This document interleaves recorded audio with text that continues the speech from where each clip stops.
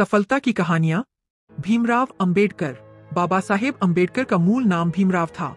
उनके पिता श्री रामजी वल्द मालोजी सकपाल महू में ही मेजर सूबेदार के पद पर एक सैनिक अधिकारी थे।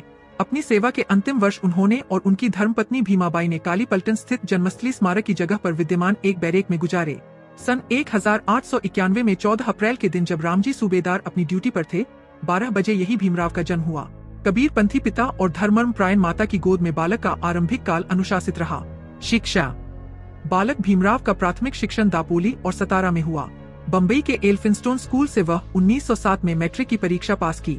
इस अवसर पर एक अभिनंदन समारोह आयोजित किया गया और उसमें भेंट स्वरूप उनके शिक्षक श्री कृष्णाजी अर्जुन केलुस्कर ने स्वलिखित पुस्तक बुद्ध चरित्र उन्हें प्रदान की। बड़ौदा नरेश सयाजी राव गायकवाड़ की फेलोशिप पाकर भीमराव ने 1912 में मुंबई विश्वविद्यालय से स्नातक परीक्षा पास की। संस्कृत पढ़ने पर मनाही होने से वह फारसी लेकर उत्तीर्ण हुए। अमेरिका के कोलंबिया विश्वविद्यालय B.A के बाद M.A के अध्ययन हेतु बड़ौदा नरेश सयाजी गायकवाड़ की पुनः फेलोशिप पाकर वह अमेरिका के कोलंबिया विश्वविद्यालय में दाखिल हुए। सन 1915 में उन्होंने स्नातकोत्तर उपाधि की परीक्षा पास की।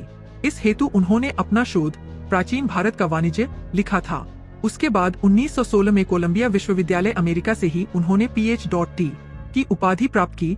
उनके Ph.D शोध का विषय था ब्रिटिश भारत में प्रांतीय वित्त का विकेंद्रीकरण। London school of economics and political science. Fellowship समाप्त होने पर उन्हें भारत लौटना था, वे ब्रिटेन होते हुए लौट रहे थे। उन्होंने वहां London school of economics and political science में M.Sc और D.Sc और विधि संस्थान में बारेट लॉ की उपाधि हेतु स्वयं को पंजीकृत किया और भारत लौटे। सबसे पहले छात्रवृत्ति की शर्त के अनुसार बड़ौदा नरेश के दरबार में सैनिक अधिकारी तथा वित्तीय सलाहकार का दायित्व स्वीकार किया। पूरे शहर में उनको किराए पर रखने को कोई तैयार नहीं होने की गंभीर समस्या से वह कुछ समय के बाद ही मुंबई वापस आए। दलित प्रतिनिधित्व। वहां परेल में डबक चाल और श्रमिक कॉलोनी में रहकर अपनी अधूरी पढ़ाई को पूरी करने हेतु पार्ट टाइम अध्यापकी और वकालत कर अपनी धर्मपत्नी रमाबाई के साथ जीवन निर्वाह किया। सन 1919 में डॉ. अंबेडकर ने राजनीतिक सुधार हेतु गठित साउथबरो आयोग के समक्ष राजनीति में दलित प्रतिनिधित्व के पक्ष में साक्ष्य दी। अशिक्षित और निर्धन लोगों को जागरूक बनाने के लिए काम।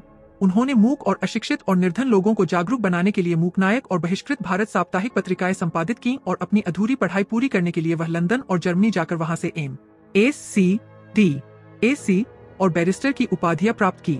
उनके M.Sc का शोध विषय साम्राज्यीय वित्त के प्राप्तीय विकेंद्रीकरण का विश्लेषणात्मक अध्ययन और उनके D.Sc उपाधि का विषय रुपए की समस्या, उसका उद्भव और उपाय और भारतीय चलन और बैंकिंग का इतिहास था। D.Litt की मानद उपाधियों से सम्मानित। बाबा साहेब डॉ. अंबेडकर को कोलंबिया विश्वविद्यालय ने LL.D और उस्मानिया विश्वविद्यालय ने D.Litt की मानद उपाधियों से सम्मानित किया था। इस प्रकार डॉ. अंबेडकर वैश्विक युवाओं के लिए प्रेरणा बन गए, क्योंकि उनके नाम के साथ BA, MA, MSc, PhD, barrister, D.Sc, D.Litt आदि कुल 26 उपाधियां जुड़ी है। योगदान। भारत रत्न डॉ. B.R. अंबेडकर ने अपने जीवन के 65 वर्षों में देश को सामाजिक, आर्थिक, राजनीतिक, शैक्षणिक, धार्मिक, ऐतिहासिक, सांस्कृतिक, साहित्यिक, औद्योगिक, संवैधानिक इत्यादि विभिन्न क्षेत्रों में अनगिनत कार्य करके राष्ट्र निर्माण में महत्वपूर्ण योगदान दिया। उनमें से मुख्य निम्नलिखित है। सामाजिक एवं धार्मिक योगदान। मानवाधिकार जैसे दलितों एवं दलित आदिवासियों के मंदिर प्रवेश, पानी पीने, छुआछूत, जाति पाति, ऊंच नीच जैसी सामाजिक कुरीतियों को मिटाने के लिए मनुस्मृति देहन 1927, महार सत्याग्रह वर्ष 1928, नासिक सत्याग्रह वर्ष 1930, येवला की गर्जना वर्ष 1935 जैसे आंदोलन चलाए।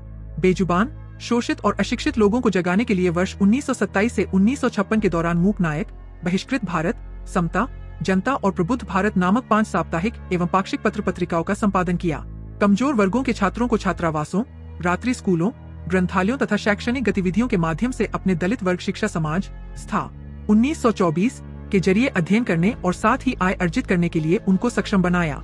सन 1945 में उन्होंने अपनी पीपुल्स एजुकेशन सोसाइटी के जरिए मुंबई में सिद्धार्थ महाविद्यालय तथा औरंगाबाद में मिलिंद महाविद्यालय की स्थापना की। बौद्धिक, वैज्ञानिक प्रतिष्ठा। भारतीय संस्कृति वाले बौद्ध धर्म की 14 अक्टूबर 1956 को 5 लाख लोगों के साथ नागपुर में दीक्षा ली तथा भारत में बौद्ध धर्म को पुनर्स्थापित कर अपने अंतिम ग्रंथ द बुद्धा एंड हिज धम्मा के द्वारा निरंतर वृद्धि का मार्ग प्रशस्त किया। जात पात तोड़क मंडल वर्ष 1937 लाहौर के अधिवेशन के लिए तैयार अपने अभिभाषण को जाति भेद निर्मूलन नामक उनके ग्रंथ ने भारतीय समाज को धर्म ग्रंथों में व्याप्त मिथ्या, अंधविश्वास एवं अंधश्रद्धा से मुक्ति दिलाने का कार्य किया। हिंदू विधेयक संहिता के जरिए महिलाओं को तलाक, संपत्ति में उत्तराधिकार आदि का प्रावधान कर उसके कार्यान्वयन के लिए वह जीवन पर्यंत संघर्ष करते रहे। आर्थिक, वित्तीय और प्रशासनिक योगदान। भारत में रिजर्व बैंक ऑफ इंडिया की स्थापना डॉ. अंबेडकर द्वारा लिखित शोध ग्रंथ रुपए की समस्या, उसका उद्भव तथा उपाय और भारतीय चलन व बैंकिंग का इतिहास ग्रंथों और हिल्टन यंग कमीशन के समक्ष उनकी साक्ष्य के आधार पर 1935 से हुई।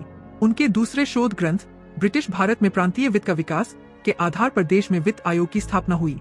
कृषि में सहकारी खेती के द्वारा पैदावार बढ़ाना, सतत विद्युत और जल आपूर्ति करने का उपाय बताया।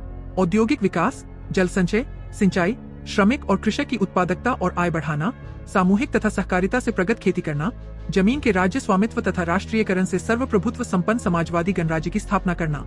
सन 1945 में उन्होंने महानदी का प्रबंधन की बहुउद्देशीय उपयुक्तता को परख कर देश के लिए जल नीति तथा औद्योगिकरण की बहुउद्देशीय आर्थिक नीतियां जैसे नदी एवं नालों को जोड़ना, हीराकुंड बांध, दामोदर घाटी बांध, सोन नदी घाटी परियोजना, राष्ट्रीय जलमार्ग, केंद्रीय जल एवं विद्युत प्राधिकरण बनाने के मार्ग प्रशस्त किए। सन 1944 में प्रस्तावित केंद्रीय जल मार्ग तथा सिंचाई आयोग के प्रस्ताव को 4 अप्रैल 1945 को वायसराय द्वारा अनुमोदित किया गया तथा बड़े बांधों वाली तकनीकों को भारत में लागू करने हेतु प्रस्तावित किया। उन्होंने भारत के विकास हेतु मजबूत तकनीकी संगठन का नेटवर्क ढांचा प्रस्तुत किया। उन्होंने जल प्रबंधन तथा विकास और नैसर्गिक संसाधनों को देश की सेवा में सार्थक रूप से प्रयुक्त करने का मार्ग प्रशस्त किया। संविधान तथा राष्ट्र निर्माण। उन्होंने समता, समानता, बंधुता एवं मानवता आधारित भारतीय संविधान को 02 वर्ष 11 महीने और 17 दिन के कठिन परिश्रम से तैयार कर 26 नवंबर 1949 को तत्कालीन राष्ट्रपति डॉ. राजेंद्र प्रसाद को सौंपकर देश के समस्त नागरिकों को राष्ट्रीय एकता, अखंडता और व्यक्ति की गरिमा की जीवन पद्धति से भारतीय संस्कृति को अभिभूत किया। वर्ष 1951 में महिला सशक्तिकरण का हिंदू संहिता विधेयक पारित करवाने में प्रयास किया और पारित न होने पर स्वतंत्र भारत के प्रथम कानून मंत्री के पद से इस्तीफा दिया। वर्ष 1955 में अपना ग्रंथ भाषाई राज्यों पर विचार प्रकाशित कर आंध्र प्रदेश, मध्य प्रदेश, बिहार, उत्तर प्रदेश और महाराष्ट्र को छोटे छोटे और प्रबंधन योग्य राज्यों में पुनर्गठित करने का प्रस्ताव दिया था, जो उसके 45 वर्षों बाद कुछ प्रदेशों में साकार हुआ।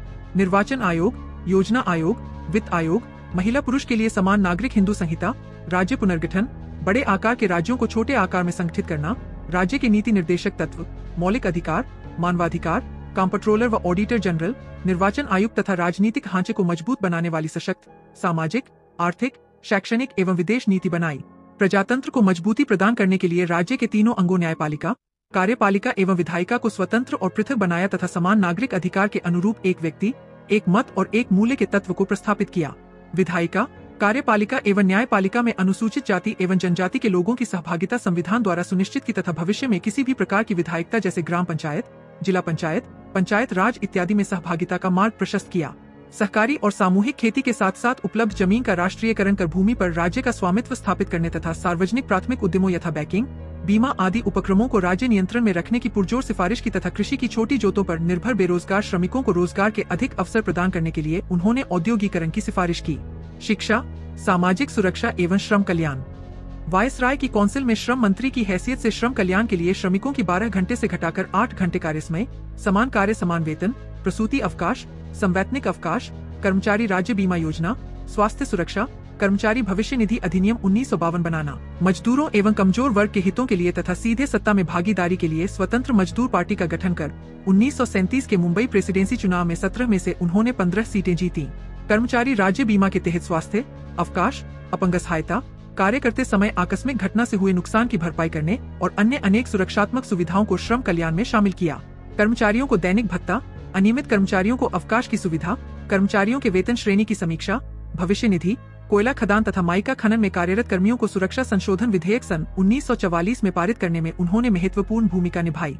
सन 1946 में उन्होंने निवास, जल आपूर्ति, शिक्षा, मनोरंजन, सहकारी प्रबंधन आदि से श्रम कल्याण नीति की नींव डाली तथा भारतीय श्रम सम्मेलन की शुरुआत की, जो अभी निरंतर जारी है, जिसमें प्रतिवर्ष मजदूरों के ज्वलंत मुद्दों पर प्रधानमंत्री की उपस्थिति में चर्चा होती है और उसके निराकरण के प्रयास किए जाते हैं।